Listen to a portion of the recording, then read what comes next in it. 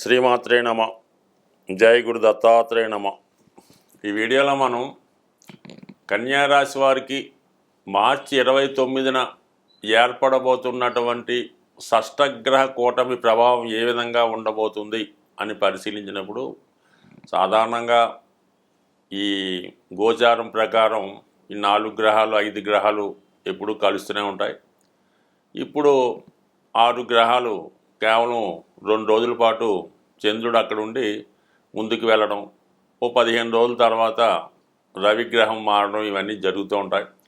ఈ కూటమి, ఈ షష్టగ్రహ కూటమి ఏమి పెద్ద అక్కడే శాశ్వతంగా పర్మనెంట్గా ఉండదు కాబట్టి దీనికోసం ఏదో జరుగుతుంది అన్నటువంటి అపోహతో ఎవరు ఉండే పని లేదు. ఎవరి కార్యక్రమాలు ఎవరు ఖచ్చితంగా చేసుకోవచ్చు. అయితే కన్యారాశి వారికి మెయిన్గా శని భగవానుడు మారడం ఈ 29వ తారీఖున, దానివల్ల ఏమైందంటే వీళ్ళకి గత 2.5 సంవత్సరాలుగా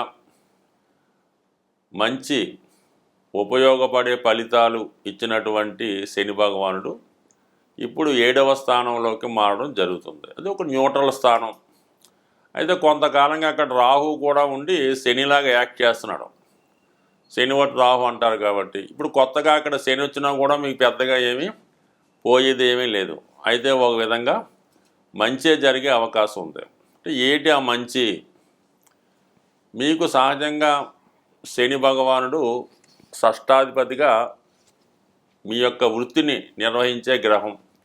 అటువంటి శని భగవానుడు రాహుతో కలియడం వల్ల ఏమవుతుందంటే మరి మీ యొక్క సామర్థ్యానికి, మీలో ఉన్నటువంటి ప్రతిభకి ఒక టెక్నాలజీ తోడవడం వల్ల మిమ్మల్ని మీరు గొప్పగా ప్రజెంట్ చేసుకునే విధంగా మీలో ఉన్నటువంటి సామర్థ్యానికి అంతర్జాతీయ గుర్తింపు లాంటిది రావడం జరుగుతూ ఉంటుంది. అంటే రాహు ఎప్పుడూ కూడా ఒకటి ఉంటే 100 అయ్యేలా చేస్తుంటాడు.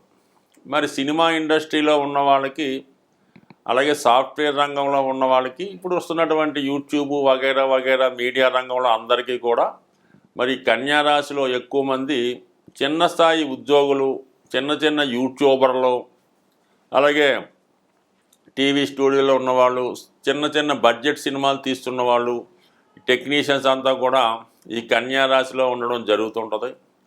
అటువంటి వారికి ఈ శని రాహుల కలయిక సప్తమంలో ఏర్పడడం వల్ల మీరు ఒక గొప్ప నిర్మాత లేదా డైరెక్టర్ చేతిలో పడటం వల్ల మీలో ఉన్నటువంటి ప్రతిభకు మంచి అవకాశాలు ఇచ్చి మిమ్మల్ని గుర్తింపు పొందే విధంగా, అభివృద్ధిలోకి తీసుకునే విధంగా ఈ గ్రహస్థితి మీకు సహకరిస్తుంది. అంటే వృత్తిపరంగా చాలా బాగుంటుంది.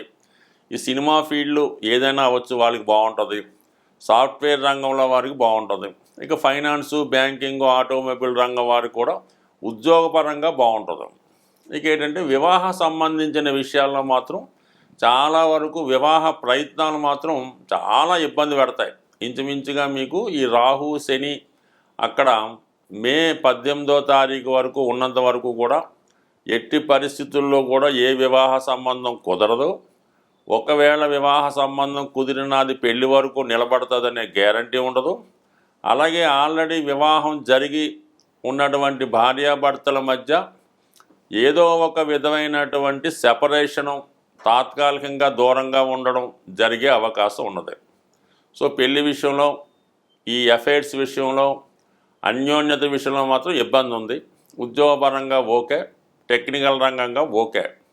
అయితే మిగతా గ్రహాల పరిస్థితి అన్నప్పుడు మనకి ముఖ్యంగా వ్యయాధిపతి, రాస్యాధిపతి, ధనాధిపతి, ఈ 3 కూడా బుధ, రవి, శుక్రులు సప్తమంలో ఉన్నారు. అంటే ఇక్కడ ఏమవుతుంది, మల్టిపుల్గా ఉంటుందన్నమాట. మల్టిపుల్గా అంటే ఆల్రెడీ ఈ భార్యాభర్తల మధ్య విభేదాలు ఉన్నప్పుడు వేరే ఎవరైనా మీ జీవితంలో ప్రవేశించడం జరుగుతూ ఉంటుంది. అలాగే ఒకేసారి ఒక 3-4 పెళ్లి సంబంధాలు వచ్చి అందులో ఏ సంబంధం సెటిల్ అవ్వకుండా వెనక్కి పోవడానికి కూడా కారణం అవుతుంటుంది. అయితే ఇది ఉన్నత విద్య దూర ప్రాంతంలో అభ్యసిద్దాం అనుకున్న వారికి అనుకూలంగా ఉంటుంది. ఇది మీకన్నా మీ కుటుంబంలో ఒకరికి, అంటే శుక్రుడు ధనాధిపతిగా ఉండడం వల్ల మీ కుటుంబంలో ఒకరికి కానీ, వ్యక్తిగతంగా మీరు స్త్రీ అయి ఉంటే మీకు చాలా గొప్ప అవకాశాలు ఈ మీడియాలో కానీ సినిమాలో కానీ వస్తాయి. విదేశ ప్రయత్నాలు ఫలిస్తాయి. ఒక సెలబ్రిటీ హోదా ఈ రాశిలో ఉన్నటువంటి స్త్రీలకి లభించే అవకాశం ఉంది. స్వస్తి. ఎటువంటి గ్రహస్థితి అయినా, ఎటువంటి దోషాలు జాతకంలో ఉన్నా దాన్ని వ్యక్తిగతంగా ఎవరికి వారు చేసుకున్నటువంటి పరిహారాల వల్ల మాత్రమే ఆ దోషాలు నివృత్తి అయి జాతకుడు అభివృద్ధి వైపు వెళ్ళే అవకాశం ఉంటుంది. ఏదైనా గ్రహాలు సహకరించాలంటే గ్రహరాజు అయినటువంటి సూర్యభగవానుణ్ణి ప్రతినిత్యం పూజించడం వల్ల, ఆదివారం నియమంగా ఉండడం వల్ల, ఆదిత్య ఉదయం చదవడం వల్ల, కంపల్సరీ ఏదైనా గాయత్రి మంత్రం ఉన్న వాళ్ళు చేసుకోవచ్చు. సాంప్రదాయంగా రవి భగవాన్ని పూజిస్తేనే మిగతా గ్రహాలు సహకరిస్తాయి. ఇప్పుడు ఈ 6 గ్రహాల్లో ఒక సూర్యుడు, చంద్రుడు ఒక వర్గానికి చెందిన వారు 15 రోజుల్లోనే ఈ కూటమి నుంచి బయటికి రావడం జరుగుతుంది. ఇక అక్కడ ఏర్పడినటువంటి ఈ 4 గ్రహాలు కూడా ఒకే వర్గానికి, అంటే శని వర్గానికి చెందినవి. రాహువు, అలాగే శని, బుధ, శుక్ర, ఈ 4 కూడా శని వర్గ రాశులుగా చెప్పడం జరుగుతుంది. కొంతమంది రాక్షస వర్గం అని అంటారు. ఏదైనా మెటీరియలిస్టిక్ జీవితంలో మానవుడు సుఖపడాలి, అన్ని సౌకర్యాలు పొందాలంటే ఈ 4 గ్రహాలే ప్రధానం. అదృష్టవశాత్తు ఈ 4 గ్రహాలు ఒకే వర్గానికి చెందడం వల్ల మీరు కంపల్సరీగా శని భగవానుని అనుగ్రహం కోసం శివుణ్ణి ఆరాధించడం వల్ల, రాహు యొక్క ప్రభావం కొరకు అమ్మవారిని పూజించడం వల్ల, మరి శుక్రుడు యొక్క ఇంపార్టెంట్, శుక్రబలం ఉంటే అన్ని సౌకర్యాలు లభిస్తాయి కాబట్టి లక్ష్మీ అమ్మవారిని లక్ష్మీ స్తోత్రం ద్వారా, అలాగే చివరిగా బుధుడు చిన్న గ్రహం అయినప్పటికీ కూడా విష్ణుమూర్తిని పూజించడం వల్ల ఈ గ్రహాలు మీకు అనుకూలంగా మారడం జరుగుతుంది. సో అందువలన వ్యక్తిగతంగా వీటన్నిటికీ కూడా ఏకైకంగా సింపుల్గా ఉపయోగపడేది విష్ణు సహస్రనామం. విష్ణు సహస్రనామ పారాయణ వల్ల అటు ఏలినాటి శని, శివుని యొక్క అనుగ్రహం కూడా రావడం జరుగుతూ ఉంటుంది. అలాగే విష్ణుమూర్తి అనుగ్రహం లభిస్తూ ఉంటుంది.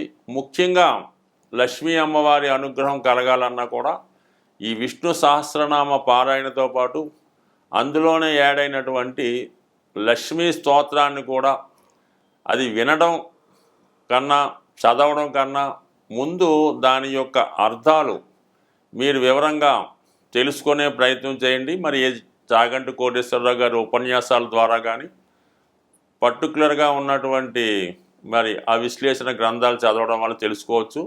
సో ఏదైనా మరి ఈ శాస్త్రాన్ని రచించిన వాళ్ళే ఈ 108 నక్షత్ర పాదాలకి ఈ విష్ణు సహస్రనామాన్ని విడదీసి ఒక్కొక్క నక్షత్రానికి ఒక్కొక్క శ్లోకాన్ని ఇవ్వడం జరిగింది.